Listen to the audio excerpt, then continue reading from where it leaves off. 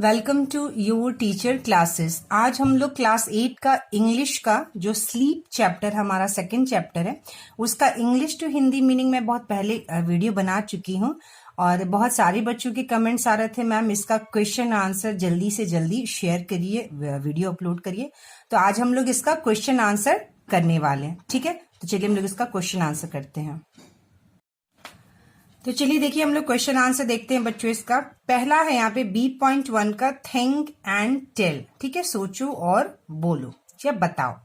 Answer the following questions orally. ठीक है, तो यहाँ पे जो निम्नलिखित क्वेश्चन यानी प्रश्न दिए हैं उनके हमें उत्तर देने हैं। ठीक है, तो ए वाला जो प्रश्न है वो क्या है? For how long does an average adult sleep. ठीक है, तो इसका मीनिंग क्या हुआ बच्चों? एवरेज का अर्थ होता है औसत। ठीक है, एडल्ट का अर्थ मैंने पहले भी वीडियो क्लास में बताया था। एडल्ट हम कह सकते हैं कि कोई व्यक्ति जो पूरी तरह से या पूर्णतः विकसित होता है उसे एडल्ट कहते हैं। और आप अगर बिल्कुल सिंपल भाषा में समझे तो 18 साल की उम्र के ऊपर के व्यक्ति को एडल्ट कहा जाता है। ठीक है, तो इस प्रश्न का जो मीनिंग, इस क्वेश्चन का जो मीनिंग हुआ वो यह हुआ कि एक जो वयस्क, एडल्ट को हिंदी में वयस्क कहते हैं। ठीक है, तो जो एक एडल्ट होता है वो औसत कितने समय के लिए सोता है। इस क्वेश्चन का मीनिंग क्या हुआ? इस क्वेश्चन का अर्थ हुआ कि कितने समय के लिए एक एडल्ट जो है, औसत जो एडल्ट है वो एन एवरेज एडल्ट स्लीप, एक औसत कितने समय के लिए एक औसत एडल्ट जो है वह सोता है। ठीक है, तो चलिए हम लोग इसका आंसर देखते हैं। देखिए बच्चों, मैंने यहाँ पर इस क्वेश्चन का आंसर लिखा हुआ है for how long an average adult sleep. तो इसका आंसर क्या लिखेंगे बच्चों हम लोग? An average adult स्लीप्स for 7 hours and 20 minutes। ठीक है, एक औसत जो है एक एडल्ट जो होता है वह 7 घंटे और 20 मिनट के लिए सोता है। ठीक है, चलिए हम लोग बी वाला क्वेश्चन को देखते हैं बच्चों। हमारा बी क्वेश्चन देखिए, बी क्वेश्चन क्या कह रहा है बच्चों? What are the most common causes of sleep problems. ठीक है, इसका मीनिंग हम समझते हैं। स्लीप प्रॉब्लम्स का अर्थ होता है नींद की समस्या। प्रॉब्लम्स मीन्स समस्या, स्लीप प्रॉब्लम्स का अर्थ हुआ नींद की समस्या। ठीक है, कॉजेस का अर्थ होता है कारण। ठीक है, और कॉमन का अर्थ होता है सामान्य। मोस्ट मतलब सबसे।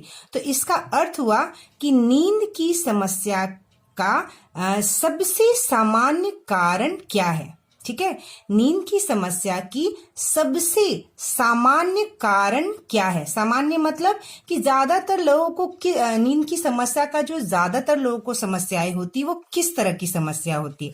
तो हम लोग इसका आंसर क्या लिखेंगे बच्चों? देखिए, worry and depression are the most common causes. इसका हम आंसर क्या लिखेंगे?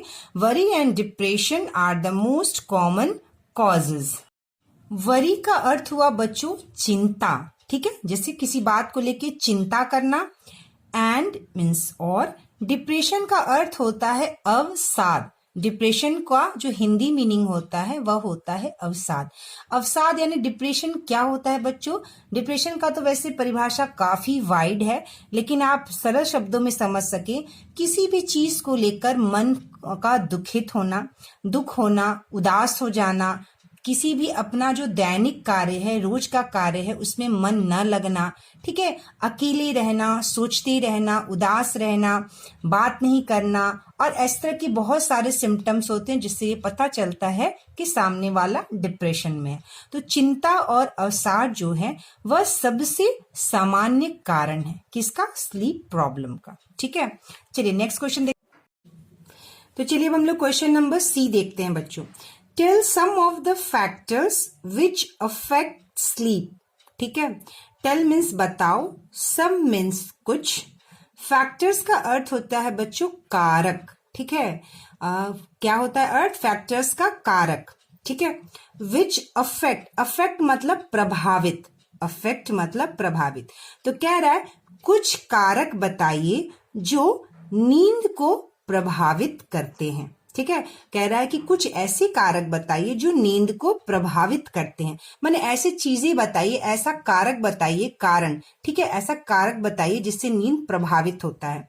Also add some new things which are not mention in the passage, ठीक है, also add some new things, कुछ नई चीजें और भी आप जोड़िए, विच आर नॉट मेंशन, जो कि मेंशन नहीं किया गया, मतलब जो बतलाया नहीं गया है इन द पैसेज। पैसेज मतलब जो स्लीप का पैसेज है, जो स्लीप के पैसेज को हमने पढ़ा है उसमें जो चीज नहीं बताई गई उसको भी आप बताइए। तो चलिए भैया बच्चों इसका आंसर हम लोग लिखते हैं। Factors which affect sleep are, ठीक है, कारक जो नींद को प्रभावित करते हैं। कौन कौन सा है बच्चों? जो बुक में दिया है पहले हम वो लिखेंगे और नए कारक भी जोड़ेंगे। तो जो हमारी किताब में है, हमने जो पैसेज में पढ़ा है, पहला है नॉइज यानी शोर, शोर हल्ला होता है तो भी हमें नींद नहीं आती है अच्छे से। सेकंड लाइट, अगर बहुत ज्यादा लाइट है, बहुत ज्यादा रोशनी है, अंधेरा नहीं है तो भी अच्छी नींद नहीं आती। थर्ड है हीट यानी गर्म, ठीक है। और चौथा है कोल्ड, बहुत ठंडी भी होने से नींद नहीं आती है। फिफ्थ न्यू सराउंडिंग्स यानी नए जगह, अगर किसी नए वातावरण नए जगह पे जाते हैं तो भी हमें नींद की समस्या होती है। पेन इन इलनेस, ठीक है, इलनेस मतलब बीमारी में, ठीक है। तो पेन, जब हम किसी बीमारी से या हम बीमार रहते हैं या हमारी तबीयत खराब होती है और हमें दर्द होता है, पेन, तो भी हमें अच्छी नींद नहीं आती है। और सेवेंथ है मेडिकेशन, ये आपकी बुक में यानी कि पैसेज में नहीं दिया हुआ है, इसलिए मैंने यहाँ पे तीनों टिक लगाया है, ठीक है। मेडिकेशन और मैंने ब्रैकेट में लिखा है मेडिसिन। जब हम बीमार होते हैं या हमारी तबीयत खराब होती है तो ज्यादातर केस में नहीं, लेकिन बहुत सारे ऐसे केस में जब हम दवा लेते हैं, जब कोई भी व्यक्ति दवा लेता है तो उन दवाइयों का कुछ साइड इफेक्ट होता है जिस वजह से अच्छी नींद नहीं होती है, ठीक है। 8 है एजिंग। एजिंग भी एक समस्या है। एजिंग का अर्थ होता है उम्र का ढलना, ठीक है। तो जैसे जैसे हमारी उम्र ढलती जाती है, जैसे हम 30 के, उसके बाद हम 40 के होते हैं, उसके बाद हम 50 साल, 60 साल, 65 साल, 70 साल की उम्र में जाते हैं, बुढ़ापे की उम्र में जाते हैं, तो भी नींद की समस्या होती है और नींद कम हो जाती है, ठीक है। 9th है ड्रिंकिंग टू मच टी और कॉफी, ठीक है। चाय और कॉफी में जो है बच्चों एक होता है कैफीन होता है, जिस वजह से हमें अच्छी नींद नहीं आती। अगर जरूरत से ज्यादा चाय या कॉफी भी पियेंगे तो हमें नींद की समस्या होती है और हमें अच्छी नींद नहीं आती है, ठीक है। क्वेश्चन नंबर डी, ठीक है। क्वेश्चन नंबर डी क्या है बच्चों? When do the bodily functions get slow, ठीक है। व्हेन मतलब कब, ठीक है। Do the bodily function, bodily function का अर्थ होता है हमारा शारीरिक कार्य, ठीक है, हमारा जो शरीर कार्य करता है, ठीक है। तो हमारा शारीरिक कार्य जो है गेट स्लो, किस समय जो है वह धीमा हो जाता है। तो हम लोग इसका क्या आंसर लिखेंगे बच्चों? Answer, when we sleep the bodily functions slow down in the middle of the night, ठीक है। जब हम सोते हैं तो हमारा शारीरिक जो फंक्शन है, जो हमारा शारीरिक क्रिया है, कार्य है, वह स्लो हो जाता है मिडिल यानी आधी रात के समय। मिडिल ऑफ नाइट मतलब आधी रात के समय। बॉडीली फंक्शंस में क्या क्या हो गया बच्चों? जैसे हमारा हार्ट का जो रेट है, जब हम सोने जाते हैं उस समय हमारा हार्ट रेट जो ज्यादा होता है, और जब हम आधी रात में हमारा जो हार्ट रेट होता है वह धीमा हो जाता है, ठीक है। हमारा जो बॉडी का टेम्परेचर है वो भी कम हो जाता है, ठीक है। कब कम होता है? आधी रात में, ठीक है। चलिए हम लोग नेक्स्ट क्वेश्चन के देखते हैं। चलिए बच्चों हम लोग देखते हैं question number B.2.1, think and right, सोचो और लिखो। On the basis of reading the lesson, ठीक है, कह रहा है रीडिंग द लेसन, जो पाठ आपने पढ़ा है, बेसिस मतलब आधार, on the basis of reading the lesson, जो पाठ आपने पढ़ा है उसके आधार पर try to complete the table by giving the 5 stages in 1 step cycle and 2 alternating phases, ठीक है। ट्राई टू कंप्लीट, कोशिश करिए पूरा करने का, द टेबल, ठीक है। यहाँ पे एक टेबल बना हुआ है, इसको क्या कह रहा है बच्चों, टेबल। यहाँ पर एक टेबल बना हुआ है, by giving the 5 stages in one sleep cycle. देखिए बच्चों, हमने पिछले पार्ट स्लीप का जब पार्ट पढ़ा था उसमें पढ़ा था कि स्लीप की जो है, निद्रा की जो है एक साइकिल होती है, एक चक्र होता है जिसमें 5 स्टेज होता है। कितना स्टेज होता है बच्चों, 5 स्टेज। तो उसी के आधार पर हमको ये टेबल को क्या करना है बच्चों, भरना है। एंड 2 अल्टरनेटिंग फेजेस, और 2 फेज होते हैं, अल्टरनेटिंग फेज होता है। अल्टरनेटिंग मतलब एक फेज आता है, उसके बाद दूसरा फेज आता है, फिर उसके बाद पहला फेज, फिर दूसरा फेज, इस तरह से एक के बाद एक। अल्टरनेट मतलब एक के बाद एक फेज आता है, ठीक है। तो इसको हमें कंप्लीट करना है। तो चलिए, यहां पर दिया हुआ है नॉट इन डीप स्लीप, ये कह रहा है कि गहरी नींद में नहीं होते हैं। तो ये कौन सा स्टेज होता है बच्चों, ये हमारा स्टेज 1 एंड 2 होता है। यानी पहले और दूसरे स्टेज में नॉट इन डीप स्लीप, गहरी नींद में नहीं होते हैं, ठीक है। अब आपकी किताब में स्टेज 3 और 4 लिखा हुआ है, तो उसके आगे हमें क्या लिखना होगा कि स्टेज 3 और स्टेज 4 में क्या होता है बच्चों, डीप स्लीप। यानी स्टेज 3 और जब स्टेज 4 आता है निद्रा के चक्र का, यानी स्लीप के साइकिल का, तो हमें डीप स्लीप होता है, यानी कि हम गहरी नींद में होते हैं, ठीक है। स्टेज 5, यहां पर आपको एक लाइन दी हुई है, योर ब्रेन इज एक्टिव, और आगे का हमें लिखना है। तो your brain is active and you dream, ठीक है। आपका ब्रेन यानी आपका दिमाग जो है वह सक्रिय होता है और आप ड्रीम करते हैं, यानी सपना देखते हैं। ये कब होता है बच्चों, स्टेज 5 में होता है। कब होता है, स्टेज 5 में। तो यहां पे होगा स्टेज 1 एंड 2, यहां पे होगा stage 5, deep sleep, you dream. तो ये टेबल को हमने भर दिया। अब आती है बच्चों 2 अल्टरनेटिंग फेज होता है, ठीक है, एक के बाद एक जो है फेज होता है, फेज 1, फेज 2। तो हमें फेज 1 के आगे लिखना है फेज 1 में क्या होता है, फेज 2 के आगे लिखना है फेज 2 में क्या होता है। यहाँ पे जगह कम है, इसलिए इस वाले फेज 1 फेज 2 को मैंने कॉपी में लिखा है। तो चलिए हम लोग उसको देखते हैं। तो देखिए बच्चों, मैंने फेज 1 और फेज 2 में लिखा है, जो किताब में बहुत कम जगह दी हुई थी इसलिए मैं वहां नहीं लिख पाई थी। तो चलिए हम लोग फेज 1 में क्या होता है बच्चों, इन्वॉल्व्स नो ड्रीमिंग, ठीक है। मतलब इसमें कोई भी सपना, इन्वॉल्व्स मतलब शामिल होना, ठीक है। तो इस फेज में कोई भी सपना नहीं होता है, नहीं आता है। यूजुअली का अर्थ होता है आम तौर, ठीक है। Usually it occurs in the early part of the night, early मतलब शुरुआती, पार्ट मतलब हिस्से।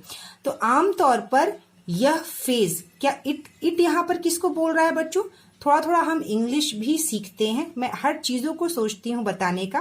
तो देखिए बच्चों, यहाँ पे जो इट लिखा है मैंने किसके लिए लिखा है, इट मैंने फेज 1 के लिए लिखा है, ठीक है। इसमें कोई भी सपना नहीं होता है यूजुअली, आमतौर पर इट यानी फेज 1 यह जो है अकर होता है कब, शुरुआती, रात की शुरुआती हिस्से में, ठीक है। चलिए फेज 2 में क्या होता है, इन्वॉल्व्स ड्रीमिंग। फेज 2 में हमें सपने आते हैं, उसमें सपना शामिल है, ठीक है। फेज 2 में सपना आता है। इट अकर्स, यह होता, अकर्स मतलब ये होता है। इट अकर्स मोस्टली, मोस्टली का अर्थ होता है ज्यादातर, ठीक है। तो यह ज्यादातर जो रात का, लेटर मतलब बाद वाला, ठीक है, पार्ट मतलब हिस्सा, लेटर मतलब बाद में, ठीक है। तो जो फेज 2 होता है वह रात की बाद वाले हिस्से में आता है, ठीक है।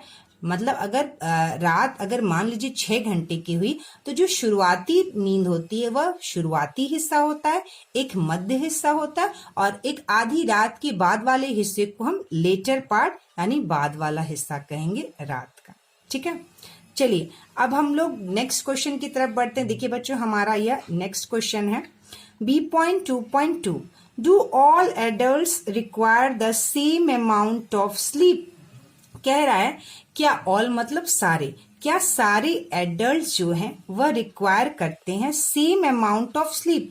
कह रहा है क्या सारे एडल्ट को, सेम मतलब समान, अमाउंट मतलब मात्रा, तो क्या सारे एडल्ट को समान मात्रा में नींद चाहिए, रिक्वायर मतलब उनको चाहिए। यहाँ पे रिक्वायर का अर्थ हिंदी मीनिंग कुछ और हुआ, लेकिन इसका मीनिंग जो यहाँ पे निकलेगा वो यही निकलेगा, ठीक है, कि क्या सारे एडल्ट को समान मात्रा में नींद चाहिए। Find out how much sleep people of different age group required. कह रहा है फाइंड आउट, आप पता करिए, हाउ मच स्लीप कितनी नींद, people of different age group यानी अलग अलग उम्र के जो ग्रुप के लोग हैं, अलग अलग उम्र के लोगों को कितनी नींद की जरूरत है, ठीक है, या उनको कितनी नींद चाहिए। चलिए हम लोग इसका आंसर देखते हैं। तो इसका आंसर क्या लिखेंगे बच्चों हम लोग? No, all adults do not require the same amount of sleep but an average adult sleeps for 7 hours and 20 minutes। तो हम इसका आंसर सबसे पहले लिखेंगे नो, ठीक है। All adult do not require, सारे एडल्ट जो है वो समान मात्रा में नींद की जरूरत नहीं होती है, बट लेकिन एन एवरेज एडल्ट, लेकिन एक औसत जो एडल्ट होते हैं उनको 7 घंटे और 20 मिनट की नींद चाहिए, ठीक है। ये पहले वाले क्वेश्चन का आंसर हुआ। देखिए यहाँ पर एक क्वेश्चन मार्क यहाँ पे है और दूसरा क्वेश्चन भी पूछ रहा है, तो जो पहले वाले क्वेश्चन का आंसर है यहां से लेकर पूरा यहां तक हम लिखेंगे। सेकंड क्वेश्चन जो है बच्चों वो हम क्या लिखेंगे, इसका जो पार्ट है, people of different age group require different hours of sleep, ठीक है।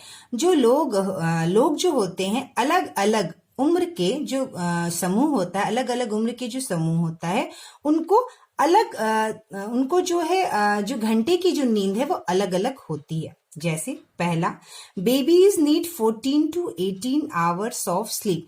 जो जन्मजात शिशु होते हैं, जो बेबीज होते हैं, जो छोटे बच्चे होते हैं, उनको 14 से 18 घंटे की नींद चाहिए, ठीक है। Second, children at the age of 5 to 12 years, बच्चे जो 5 से 12 साल की उम्र के होते हैं उन्हें 10 से 11 घंटे की नींद की जरूरत होती है, ठीक है। उसके बाद हमारा नेक्स्ट, इसी में हम आगे क्या लिखेंगे, देखिए बच्चों यहाँ पर third point, elderly needs less than adults, ठीक है। एल्डरली मतलब जो बुजुर्ग होते हैं, जो बुजुर्ग होते हैं उनकी जो नींद होती है वह एडल्ट से कम होती है, ठीक है। तो ये इसका आंसर हो गया। अब देखिए बच्चों यहाँ पर एक क्वेश्चन और आता है, बच्चे मुझसे बोलते हैं कि मैम आंसर को छोटा करिए। तो आप देखिए यहाँ पर जो मैंने अभी आपको क्वेश्चन का आंसर बताया, यहाँ पर देखिए, ये देखिए मैंने जो आपको क्वेश्चन का आंसर बच्चों यहाँ पे बताया, यहाँ पे लिखा है write the answers to each of the following questions in about 50 words. आप यहाँ पे देख सकते हैं बच्चों, यहाँ पे देखिए लिखा हुआ है 50 वर्ड्स, यानी कि जितने प्रश्न चारों दिए हुए हैं उनका उत्तर हमें 50 शब्द में लिखना है, ठीक है, 50 शब्द में लिखना है। अभी मैंने आपको इस वाले प्रश्न का उत्तर, इस वाले क्वेश्चन का आंसर बताया, ठीक है। तो इस वाले क्वेश्चन के आंसर में देखिए यहाँ पर हम लोगों ने बच्चों 50 वर्ड में ही इस आंसर को लिखा है, ठीक है।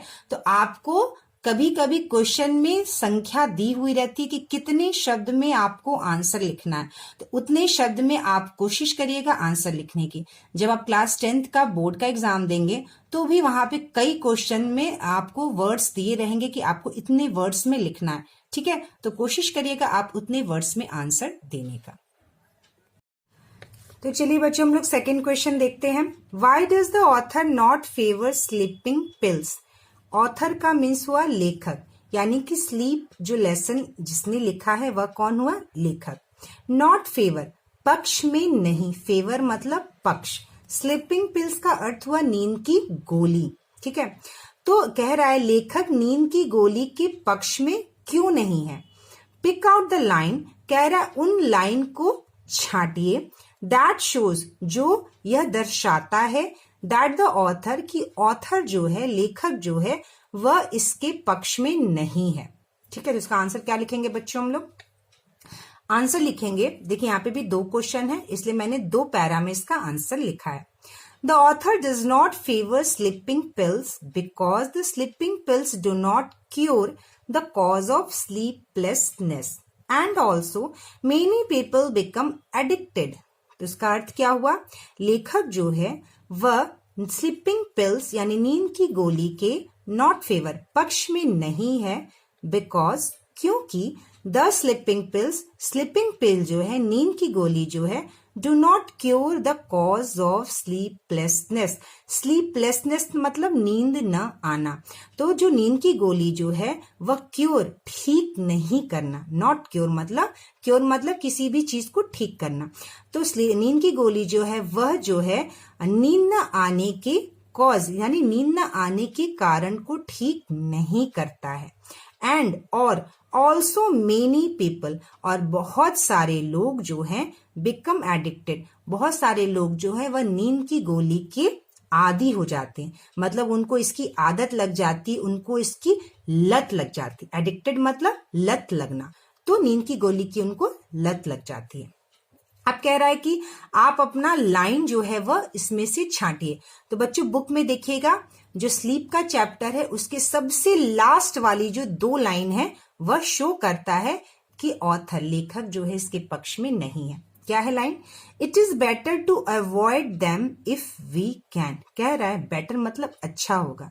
तो कह रहा है यह अच्छा होगा कि टू अवॉइड देम। किसको? देम किसके लिए आ रहा है बच्चों? यह देम किसके लिए आ रहा है? यह देम स्लीपिंग पिल्स के लिए आ रहा है। ठीक है, तो ये ज्यादा यह अच्छा होगा कि हम इससे बचे यानी नींद की गोली को लेने से बचे। इफ वी कैन अगर हम कर सकते हैं तो। इट इज मच बेटर कह रहा है ये ज्यादा अच्छा होगा। मच बेटर मतलब और ज्यादा अच्छा होगा। टू आइडेंटिफाई कि हम पहचान करें the problem and remove it. कि हम जो है प्रॉब्लम यानी हम जो है समस्या की पहचान करें एंड रिमूव इट और उसको दूर करें। ठीक है, नींद न आने की समस्या को हम उसका किस कारण से हमें नींद नहीं आ रहा है उस समस्या को हम पहचान करें और उसको दूर करें। क्वेश्चन नंबर अब हम लोग आगे का देखते हैं बच्चों। Question number 3, have you ever felt sleep problems in your life. ठीक है, क्या आपने इन योर लाइफ अपने जीवन, हैव यू एवर मतलब कभी, फेल्ट मतलब महसूस किया, क्या आपने अपने जीवन में कभी नींद की समस्या को महसूस किया है। डिस्कस इन पेयर्स, ग्रुप मतलब पेयर मतलब 2 का जोड़ा, 2 का जोड़ा में आप इस पर चर्चा कीजिए एंड राइट डाउन और लिखिए possible cause of sleep problem. और जो नींद की समस्या के जो कारण है उसको आप लिखिए। ठीक है, तो हम इसका आंसर क्या लिखेंगे बच्चों? Yes, I had faced the sleep problems when I was sick. ठीक है, तो जो पहला वाला क्वेश्चन का आंसर है हम लिखेंगे यस, हाँ मैंने फेस किया है, सामना किया है स्लीप प्रॉब्लम्स, नींद की समस्या का मैंने फेस्ड मतलब सामना किया है, नींद की समस्या का मैंने सामना किया है व्हेन आई वाज सिक, जब मैं बीमार था या जब मैं बीमार थी। ठीक है, कह रहा है कि ग्रुप में चर्चा करिए, आप ग्रुप में चर्चा करिए और जो इसका पॉसिबल कारण है उसको लिखिए। तो हम क्या क्या कारण है अलग अलग बच्चों से जब हम डिस्कशन करेंगे तो क्या क्या कारण निकल सकता है। सो मच नॉइज, बहुत ज्यादा अगर हल्ला होता है तो नींद नहीं आती है। न्यू सराउंडिंग, जब हम किसी के घर जाते हैं, नए जगह जाते हैं, नए एटमॉस्फेयर में जाते हैं तो भी हमें कभी कभी नींद की समस्या होती है। स्नोरिंग यानी कि खराटे लेना, अगर घर में हम सो रहे हैं और कोई अगला व्यक्ति खराटे लेता है तो भी हमें नींद नहीं आती उसकी आवाज सुनकर। इलनेस यानी बीमारी, जब हम बीमार होते हैं, तबीयत खराब होता है तो भी कई बार हमें नींद नहीं आती है। वरी यानी चिंता, ठीक है, चिंता करने की वजह से भी नींद नहीं आती। कई बार अगर बच्चों की बात करें तो परीक्षा होने वाली है, कोई कंपटीशन होने वाला है तो भी हम उसके बारे में चिंता करते हैं और हमें अच्छी नींद नहीं आती है। फिर कभी कभी तो हमें डर की वजह से, अगर हमारे मन में किसी चीज को लेकर डर रहता है, किसी भी फील्ड में अगर हमें किसी भी तरह का डर होता है तो कई बार हमें उस डर की वजह से भी नींद नहीं आती कि हमारा कल का परीक्षा कैसा होने वाला है, पेपर हमारा जो एग्जाम होगा वो पेपर टफ होगा, इजी होगा, इस तरह की कई बातें हमारे दिमाग में चलती हैं एज अ स्टूडेंट, तो हमें नींद नहीं आती है। तो बच्चों हमारा ये क्वेश्चन है 4, What are the consequences of regularly missing sleep for long periods of time? Consequences का अर्थ होता है परिणाम और regularly का अर्थ होता है लगातार। मिसिंग मतलब छूटना, ठीक है, मिसिंग मतलब छूट जाना। तो कह रहा है क्या परिणाम हो सकता है जब हम लगातार, हमारी नींद नहीं होती है या हमारी नींद छूट जाती है। यहाँ पे इसका सही अर्थ होगा नींद न आना, ठीक है। तो जब हम लगातार नहीं सोते हैं तो उसके क्या परिणाम होते हैं। जब हम लगातार नहीं सोते हैं लॉन्ग पीरियड्स ऑफ टाइम, लंबे समय तक, ठीक है, मतलब लंबे समय तक जब हम लगातार नहीं सोते हैं तो उसके क्या परिणाम होते हैं, ठीक है, उसका क्या परिणाम होता है। तो आंसर लिखेंगे बच्चों हम लोग, consequences of regularly missing sleep for long periods of time are. देखिए बच्चों, यह जो एक लाइन है मैंने इस क्वेश्चन से ही टैली करके लिखा है, तब यहां से लिखें consequences of regularly missing sleep for long periods of time, उसके बाद हम क्या लिख देंगे, आर, ठीक है। तो लगातार नहीं सोने से लंबे समय तक जो परिणाम है वह यह है। क्या क्या परिणाम है हम लोग देखते हैं। पहला, you begin to behave strangely. Strangely मतलब अजीब, ठीक है। तो आप जो है अजीब व्यवहार, बिहेव मतलब व्यवहार, बिगिन मतलब शुरू, आप अजीब व्यवहार करना शुरू कर देते हैं। दूसरा, you lose the ability to concentrate, ठीक है। तो ध्यान जो केंद्रित करते हैं, कॉन्सेंट्रेट मतलब किसी भी चीज पर ध्यान केंद्रित करना, तो जो ध्यान केंद्रित करने की एबिलिटी, एबिलिटी मतलब क्षमता, तो जो ध्यान केंद्रित करने की क्षमता है वह आप लूज कर देते हैं, मतलब वह आप खो देते हैं।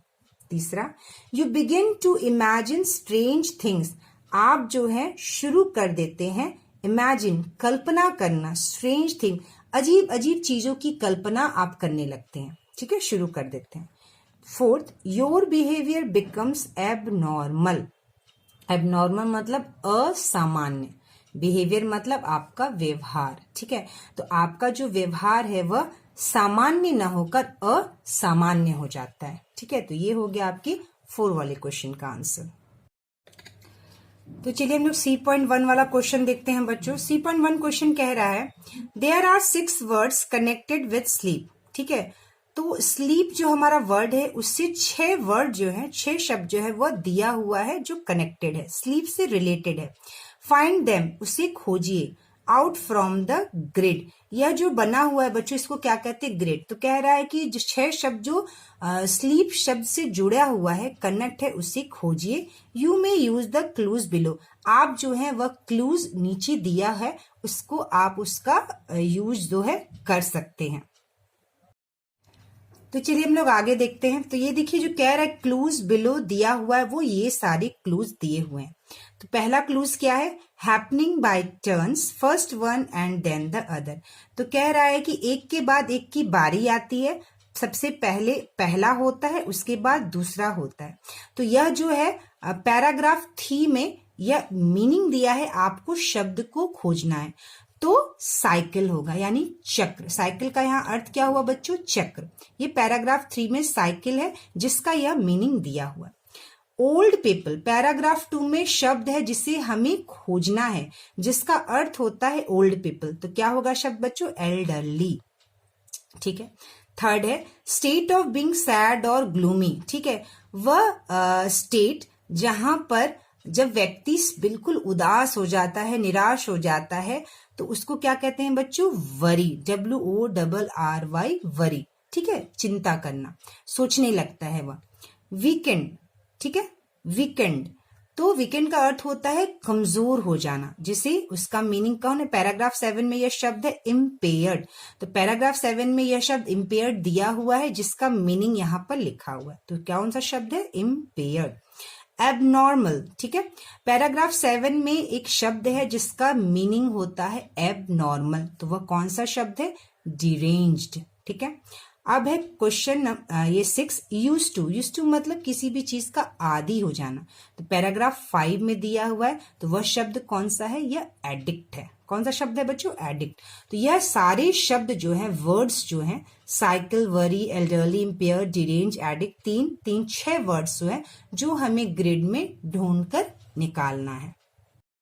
तो चलिए बच्चों ये सारे वर्ड्स हम इस ग्रिड में ढूंढते हैं। मैंने ढूंढकर इसको जो है वह घेर दिया है, और इस तरह से ही ग्रिड में इस तरह से घेरा बनाया जाता है। ठीक है, WORRY वरी, देखिए मैंने इसको घेर दिया है, पहला वर्ड। दूसरा ELDERLY एल्डरली, तीसरा है ADDICT एडिक्ट। ठीक है, चौथा है IMPAIRAD इम्पेयर्ड। फिफ्थ वर्ड है CYCLE साइकिल, और लास्ट हमारा सिक्स्थ वर्ड है DERANGED डिरेंज्ड। ठीक है, तो पार्ट 1 का जो है मैंने क्वेश्चन आंसर अपलोड कर दिया, और जो क्वेश्चन आंसर बचे हैं वो मैं पार्ट 2 की वीडियो में अपलोड करूंगी।